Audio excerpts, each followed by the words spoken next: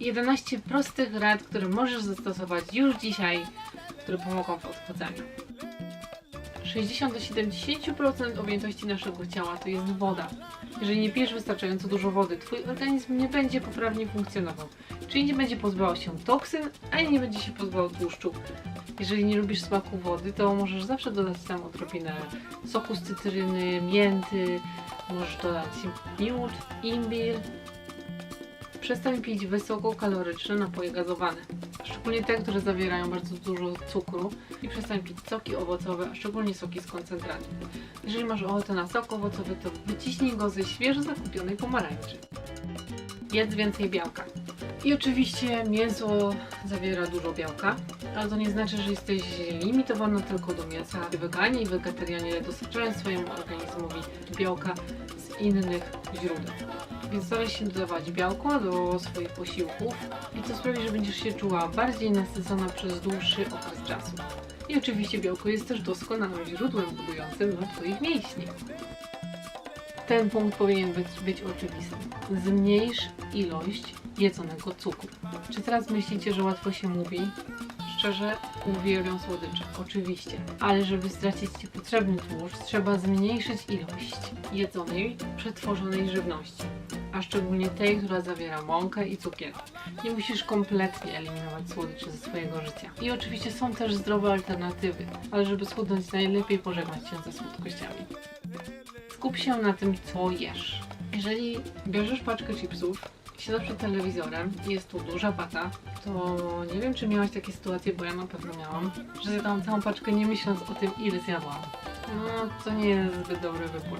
Szczególnie jeżeli próbujesz stracić odrobinę tłuszczu. Zalecam albo malutką porcję w miseczce albo na talerzu, albo w ogóle wyłączenie telewizora, wyłączenie telefonu i skupienie się na tym, co jesz. Skup się na każdym kęsie.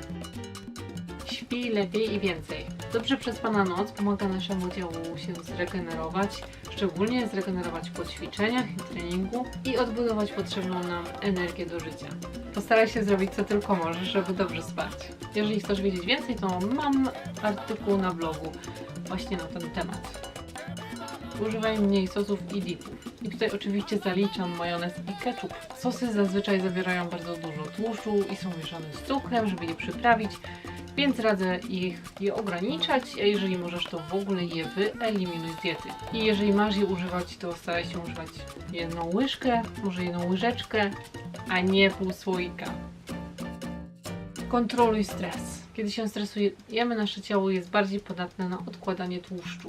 Szczególnie, że są osoby, które w trakcie stresowych sytuacji jedzą o wiele więcej. Spróbuj znaleźć najlepszy dla Ciebie sposób na odstresowanie i go zastosuj. I to nie musi być jakiś bardzo drogi masaż albo wyjazd na wakacje. To może być po prostu kąpiel albo posłuchanie swojej ulubionej muzyki. Nie pij alkoholu. Nie mówię nie pij całkowicie. Ja nie piję w ogóle alkoholu. Uważam tą substancję za niepotrzebną. Nie mówię, że nigdy nie będę piła, bo może się zdarzyć sytuacja, że będę miała ochotę na lampkę wina, ale zazwyczaj alkoholu nie piję.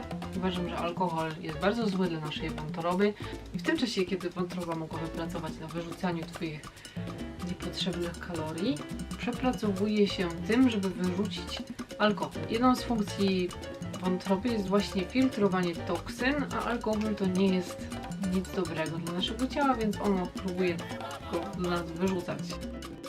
Unikaj przereklamowanych diet. Lepiej jeść dużo ćwiczyć i czuć się dobrze, zamiast być na jakiejś niskokalorycznej diecie, która kompletnie sprawia, że czujesz się okropnie. Regularne ćwiczenie. Ruch. Po prostu się ruszaj. Idź na spacer. Odkurzaj cały dom raz dziennie. Może zawsze sobie potańczyć, jak nikt nie patrzy. Lub zapisz się na siłownię, ponieważ podnoszenie ciężarów jest jedną z najskuteczniejszych metod na spalenie tłuszczu i ukształtowanie sylwetki. I dla mnie osobiście jest również świetnym sposobem na odstresowanie się. Przedstawiłam Wam kilka rad na utratę tłuszczu. Weźcie tutaj pod uwagę, że mówię o utracie tłuszczu, a nie utracie wagi. Dlaczego to jest ważne? Ponieważ jeżeli wybierzecie chodzenie na siłownię i podnoszenie ciężarów, to sama waga nie ma takiego znaczenia. Tutaj będzie się bardziej liczyło to, jak się czujecie, jak wyglądacie na zdjęciach. To ma większe znaczenie niż waga. Spróbuj zmienić swój sposób myślenia o diecie i odchudzaniu i skup się na tym, co jest dla Ciebie naprawdę zdrowe.